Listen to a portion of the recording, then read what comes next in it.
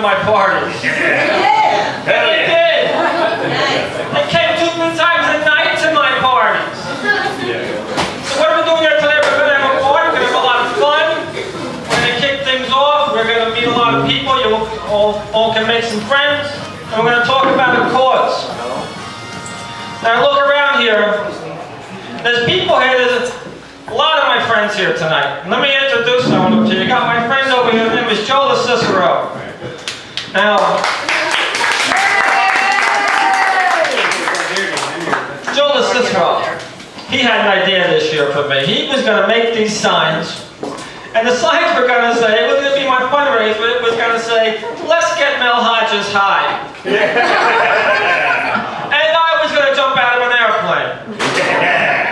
He wasn't. I was. He's one of my good friends, Joe is. But, you know, seriously, Joe is my friend because he loans me money. That's why he's my friend. Got some other friends. I got Tony here. Tony's one of my friends. Tony is my friend because Tony's handy. Tony does things for me. I got another friend here. Her name is Cheyenne. Cheyenne is my friend because she's married to my pizza guy. She's probably my best friend. And then there's this one other guy. His name is Ted. Ted's my friend. He's my personal trainer. He's responsible for what you see standing in front of you right now today. 100%. That's really cool. So I got friends, believe it or not, they're out there. Mel Norris, yeah. So,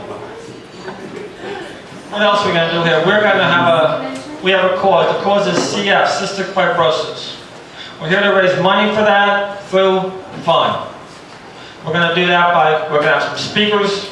We're going to have some comedians. We got 3 comedians and me.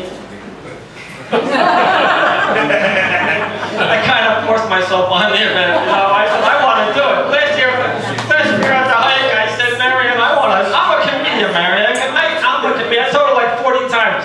Finally, she called me and said, Mel, do you want to do a show? I really didn't because I'm afraid of people. But I did it anyway because it's for a cause, you know? So we're going to hear from the foundation tonight. We're going to hear from a young lady who's going to talk to us about her experience with the affliction, and we're going to hear from, of course, the comedians. After all that's done, they'll make us laugh. Or I don't know how they're going to follow me up, but they'll make us laugh. So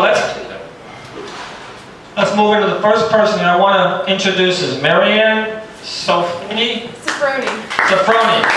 She's from the foundation.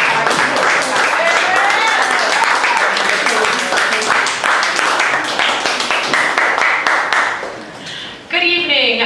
My name is Marianne Sofroni. I'm the Executive Director of the Cystic Fibrosis Foundation. I've been with the foundation for 5 years myself. Prior to that, I was at another nonprofit. And I'm sure you guys always get letters in the mail, please support so-and-so nonprofit. Whether it's cancer, AIDS, whatever it may be, everyone has a cause.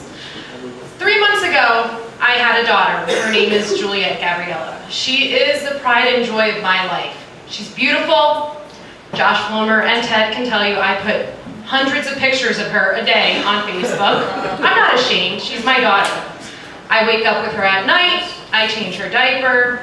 I make sure she's fed. I put her to sleep again. I wake up at night. I change her. I feed her. I put her to sleep again. She smiles. I get excited. She might grab her foot. I'm happy. I realize I'm lucky that my daughter is healthy, 100% healthy. My daughter does not have to take 2 breathing treatments a day in order to stay healthy. My daughter does not have to take up to 40 pills a day to stay healthy. My daughter did not get a time limit to her life, and no one said she's going to live to be 18 years old, and then it increased to 22 years old, and then it increased to 27 or right now, 37 years of age. I'm happy that my daughter doesn't have that. I could never imagine being a parent to someone with cystic fibrosis. So when you donate to the foundation, 90 cents of every dollar goes back to the cause. That is the highest return on your dollar in nonprofit. We are run like a for-profit. What does that mean? The money that you donate, we invest into pharmaceutical companies. Those pharmaceutical companies find drugs for us. Those drugs help our patients live a healthy life. Hopefully, those drugs will one day be a cure. When people ask, what does the foundation do? In my 5 years, I saw one drug go from phase 1 trial to phase 3 trial to being approved by the FDA, and it helps 4% of our population. It is called Kalydeco, and it covers, it helps the underlying causes of the drug, not the symptoms. So we are now working with that drug and another saline solution to help our population live a healthy life and CF-free. Like I said, right now, life expectancy is 37 years of age. I know a dozen CF patients in this area that are over 40 years old that are living healthy, happy lives. It is rare to see CF patients have children. They are now having children. It is, you know, I talk to some parents that have children with CF and say, I didn't think my child would graduate high school, and now they're 30 years old, getting married and having children. So that's pretty amazing. There's no government funding for cystic fibrosis. It is a lung disease. It affects 30,000 Americans. 1 in 31 people have it, a gene, carry the gene. Both parents must be carriers in order for your child to have it, and then there's a 25% chance that your child has it. Many of us don't know we're carriers. There's no symptoms to it, and you probably won't find out until you're pregnant, and they say, would you like your child to be tested for CF with all the other tests? I remember going in and they're like, would you like your to get this test? Absolutely. But there were people that said no. One thing with CF is it's important to be diagnosed early. Because of the foundation, we now require every state to do a sweat test on infants. So as soon as they're born, parents are told immediately if their child has cystic fibrosis. The minute they're born, then they start getting their treatments. Treatments can be a best when they're older, but it's imagine burping your baby for 20 to 30 minutes to get the phlegm out that's blocking their lungs, and then doing it twice a day. So I know that when I burp Juliet after about 3 minutes or 2 minutes, or I probably don't even do it for that long, I kind of get tired and her face is hanging down and I'm like, okay, I'm done. I couldn't imagine doing it for 30 minutes and it being required. Our patients also go for what is called a tune-up on an annual basis, and they go into the hospital and they get IVs put in them, fluids put in them, just to stay healthy. Not everyone requires it. CF has different ranges, so there's some CF patients that are very, very healthy and may have never gone to the hospital for a week or 2 at a time. There are others that go every 6 months. When they go into hospital, it's not like at the children's hospital, all the children are playing together.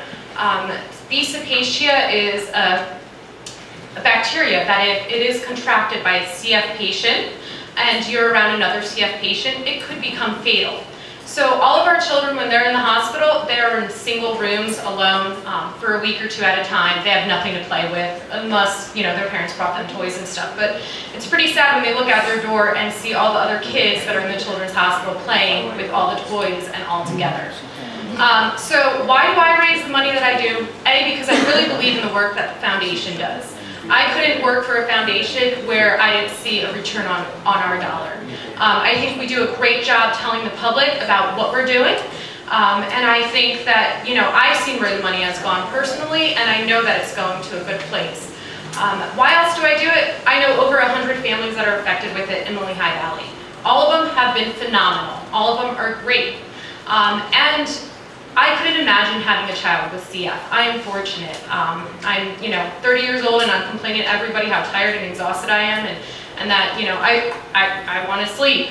But I couldn't imagine on top of it doing everything else to make my child stay healthy. So that being said, thanks for coming out. If you haven't paid for your admission, please see me, I'll be in the back, it's $20. There's also, we're raffling off a TV tonight and an iPad mini. Tickets are 1 for 10, 3 for 20. Your chances are pretty high. I think there's 35 people in the room, so at least 1 in 35. Maybe it's you know. But so, you know, thanks for coming out. I really, and Mel's been great. You know, when I asked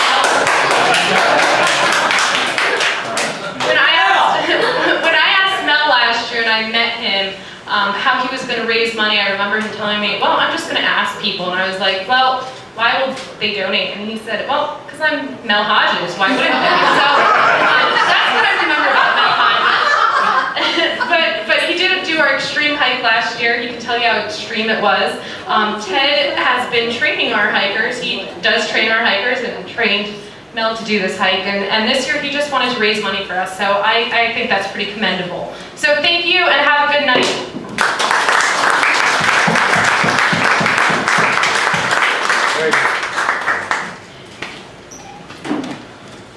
So how do we raise money? What can we do? We can do two things. We can put on a lab coat, we can go into a lab, we can mix a bunch of stuff up in a test tube, and we can get lucky and find a cure. Or we can get some money together, finance that guy who goes to the lab and finds a cure. Now I look around the room and I see a lot of my friends, but also some other people that I really don't think are going to go into a lab and put on a test tube or put on a smog unless it's Halloween and cure this thing. So what we're going to do is we're going to raise some money. Now I got an idea, and I floated this idea last year, and it was a lead balloon because that's what my ideas are. But you know, I kind of had people tell me, and I don't agree with it, that I can be obstinate, arrogant, pig-headed, and some other things that begin with F. You know, and a lot of them are the people who love me, or profess to love me, or have lost love for me, or whatever happened after so many years. So I think I'm going to float it again because, you know, there's nothing like watching the lead balloon crash twice. Alright? This is my idea. You pay attention, Ted. There's going to be a couple of 3-syllable words. I say we start this thing. Now, a lot of people I know anyway could definitely do without 1 meal a week. 1 lunch a week. Okay? Now, if we take that 1 lunch a week, we put a dollar value on it of $5. That's what you would normally spend. Now, I'm not saying to take that $5 and then go out and eat something and spend another $5 because that defeats the purpose. Because if you spend the $5 and then you don't eat, you'll know that you didn't eat, you'll know what you did, and even though you're going to be a little hungry, you're going to feel good about it. And if you really get that hungry, you can go talk to my friend Pasquale, and he may take care of you, because his wife is my best friend. That's my idea, all right? It's for 1 lunch, for 1 week, for 1 year. That's $250 a person, all right? That's $2,500 exponentially down. I can't count past $2,500. I went to school in North, by the way. In case you can't tell, I can't say R's very well. So think about that. All right, take your $5, don't eat, get rid of cystic fibrosis, write the check today, write it during the week, but it's not costing you anything. It's nothing out of your pocket. You're just not going to eat 1 stinking meal a week, Tony. 1 meal a week. So I wanted to mention, this is pretty cool, this thing here. This is an agenda. I have an agenda. This tells me everything I'm going to do, when I'm going to do it, and how I'm going to do it. This is like a pocket wife.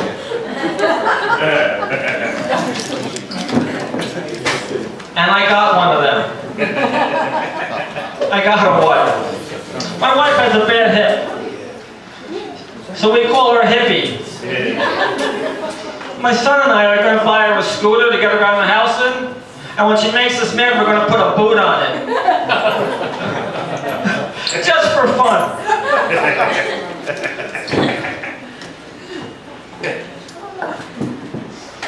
So I'm going to introduce our next person now. I'll give her a break. She's a little nervous. She's a young lady. I think she's 23 years old. She's been practicing like crazy. She's 21? My aunt got it wrong. Oh, okay. She told me 23. Older than she is. So she's going to talk to us about her experiences in her young life and what she's going to do with it. Okay? Kelly Grace.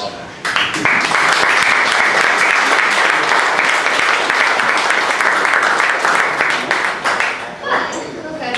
Hello. I'm Kelly Grace Raymond. I know you put my full name on there.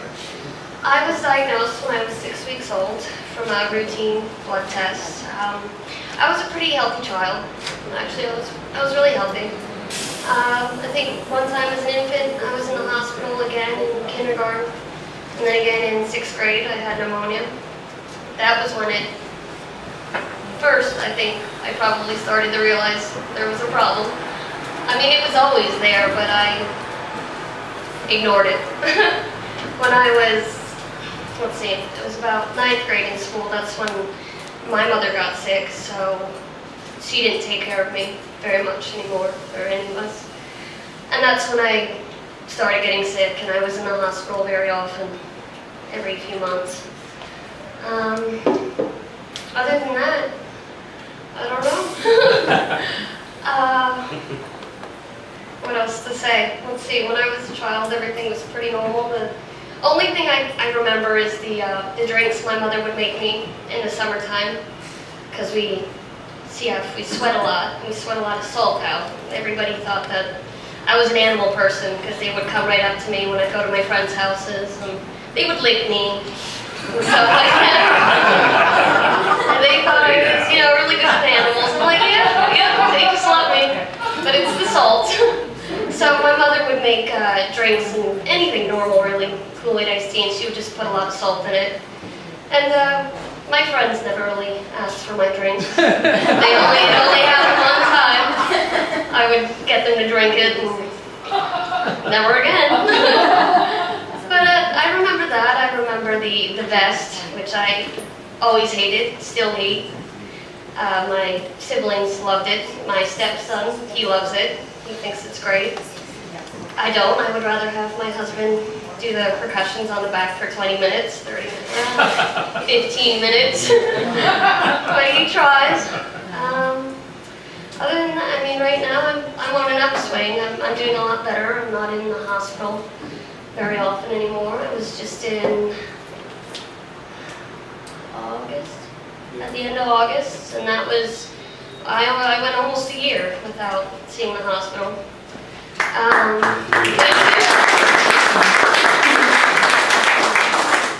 Thank you. I remember being young and being able to play with all the kids in the hospital. There was a room, and then that stopped, and everybody started wearing those nice yellow disease control suits that they made to, tried to make it sound not as bad as it was, but we were quarantined, which I don't mind. I don't really want to share a room anyway. So that's just me. Other than that, yeah. How about when Zach talked about all the things you were able to do? One thing when I was younger, my dad going to bed before bedtime when the other kids. I have 3 brothers, a sister, a half-sister. They're all healthy, thank God. Nobody else got it. And, no, I mean that. I didn't mean it to sound bad, so I'm glad everybody's healthy. That sounded bad. But, yeah, my dad was, we have trouble gaining weight, obviously. And my dad would always make chocolate milk. I remember that one. And my older brother, he said, oh, I wish I had cystic fibrosis so I can drink what I want, eat what I want. He was young. I can't say he got any smarter, but he grew up. So he still says insensitive things. I've learned to get over that. A lot of times doctors are very matter-of-fact about it. And just recently when I was in to the hospital, it was a different hospital, so the doctor said we're not used to seeing patients with CF4 age. Usually they're kids or they're looking at a lung transplant already and on the down slope of that. So I don't know where I was going with that. Oh, which I didn't know. I thought I was an ugly baby. My dad said that first it took 6 weeks to be diagnosed, and during that time I wasn't getting enzymes, so the food that I was getting, it was just going right through me, and I was starving, basically, for 6 weeks. And my dad said instead of getting plump like a baby should, I started to shrivel up and it looked like an old man. And I have pictures to prove that. So, other than that, my dad said he was impressed when I was 2 years old. The enzymes we have to take to eat anything at all. You can't get away with anything. I take 4 now. It wasn't always that way. I think it was just 1 at the time. I had to take before any meal, so I could digest it and it would count. There are these capsules, pretty big capsules, and inside are these little balls. And when you're a child, that's what they recommend the parents do, is to break it open and sprinkle the enzyme on top of the food. And I guess when I was 2, I made it very clear that I would rather just take the pill instead of eating it that way. My dad said that was a blessing. That he struggled with how he would get to, me to take the pill so I can eat. And that shake he talked about that him and my mom tried and said it was nasty. But It was nasty. well, I don't think the Scandi shake was it. Yes. Well, I tried it all. It was pretty much nasty. growing up though, I hated everything that I had to do with it, and my siblings just thought it was the coolest. I'd have to drink strawberry. I still drink them. The Ensure, the Boosts. I drink them just to help because I can't.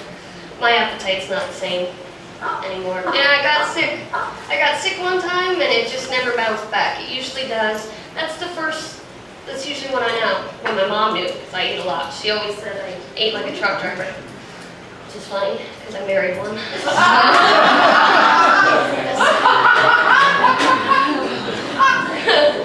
So she said I ate like a truck driver, and that was the tell sign that I would stop eating. But it would always bounce back. But it's probably 2-3 years ago I got sick, and it just never came back the same way. So I drink those now. My brothers drink them sometimes because they lift, and they say it helps them gain muscle. So How about the pre-digested stuff? You don't remember the pre-digested stuff? well, that's what I was Does talking anybody about. here have cystic fibrosis? That's not allowed. I mean, it's allowed, you guys, but I mean, for 2 people with CF to be, around each other, she just She explained. wasn't gaining weight, so they gave her a pre-digested formula, which tasted so bad, and then she drank it like it was. I think I was starting at that point. Why, you yes. We both did. Okay. It was just All right, we're good. I was starving at that point, though I think I would have eaten anything. So, All right, Ellie. yeah. Any questions? Did you have any limitations as a child in school, like for gym or recess? It was written in a letter, my condition, but I played gym. I enjoyed gym. I enjoyed any sports, really. So, Not too much to be saying. yeah, now, I mean, it's different now. Humidity, cold weather, I don't really go outside. Humidity's really bad. That's not just because of my hair, I promise.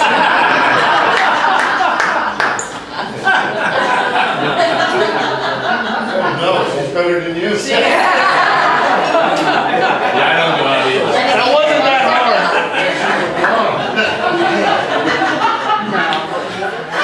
I won't be back, will I?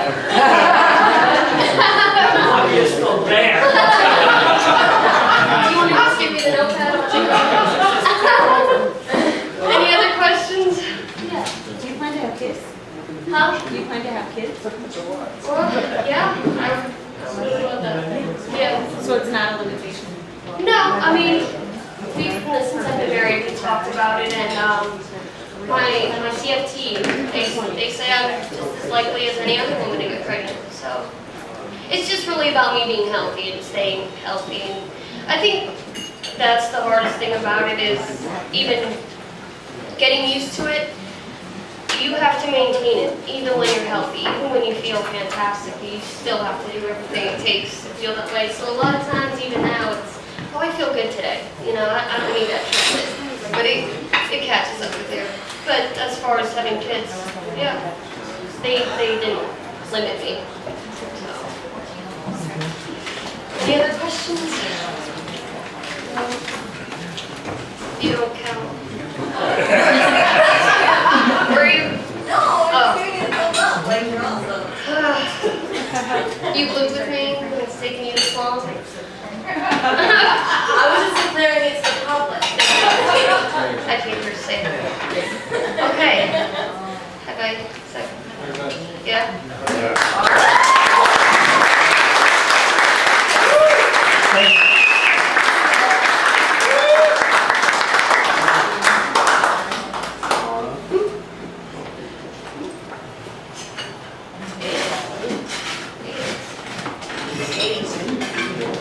Kelly, What? you did a real good job. You did a real good job. Did better than I did. I understood it was done after that. Not quite good. Yeah. You have a message. Message. The thing we're going to do here, we're going to knock down the old gray walls. Well, Okay? We're going to cure this cold. Okay? Okay. We're good. you have the cure? You We're all in know, it. you know? We're all in it with you. Okay? You can go sit down. Come.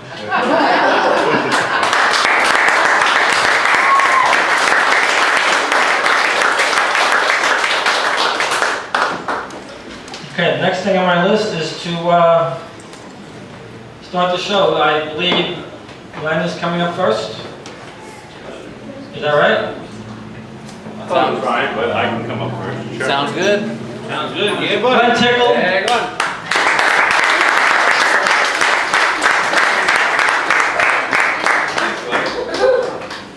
I thought Ryan was going first, so I was in no way prepared. That was very nice. Fantastic work. Were you nervous before you came Not up? at all. Me either. It's not. Good luck. Thanks. You too. I only need it for like the next 15 minutes. I'll be fine. All right. I will as well. How is everyone? Fantastic. Mel said, my name is Glenn Tickle. It's not like a stage name. It's not made up of comedy. It's my real name. It's on my driver's license. I have to use that in my everyday professional life when I meet other grown-ups, and that's hard. Yeah. I used to be a substitute teacher. Oh. I had to get up every morning, stand in front of a different group of children, and write Mr. Tickle on the board. It's a tough sell, you guys.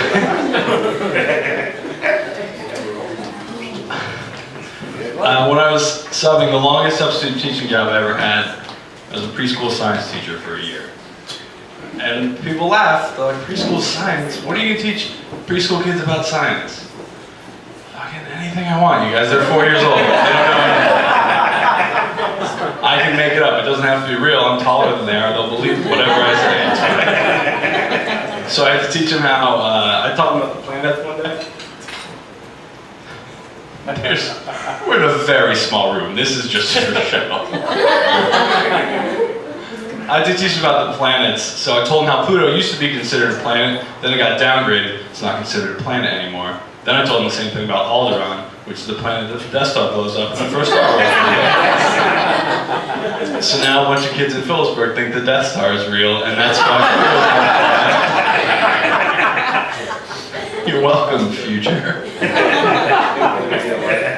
It was hard, because when kids are that young, they can't recognize faces very well, so they would see me, and a lot of the time they would get me confused with one of the other male teachers at the school named Mr. Brunko. He had a beard and glasses, we looked really similar. Easy mistake to make.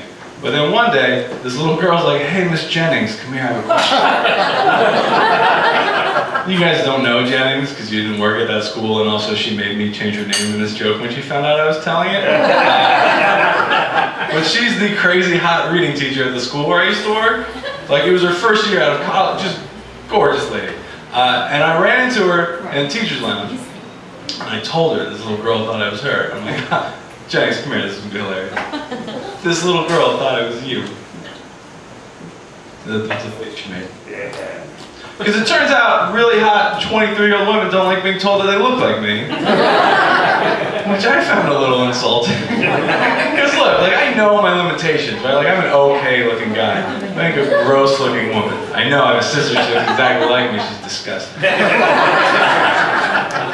My dad's here, I should not have done that. Don't tell Kristen. Tell her I lied and said it about Penny. Sometimes I say my cousin instead of my sister, and when I do that, I only have one sister, so if you know that I have her, then you know who I'm talking about. So if my family comes out, I usually just say cousin, and then they all try to guess, because I have several. People usually guess Penny, I think that's unfair. She's a beautiful woman. The hardest thing about being a preschool science teacher is that I'm smarter than 4-year-olds, as I hope most of you are. So if a little kid asks me a question, I know the answer to whatever dumb question a 4-year-old has, right? I'm very smart. I don't know the answer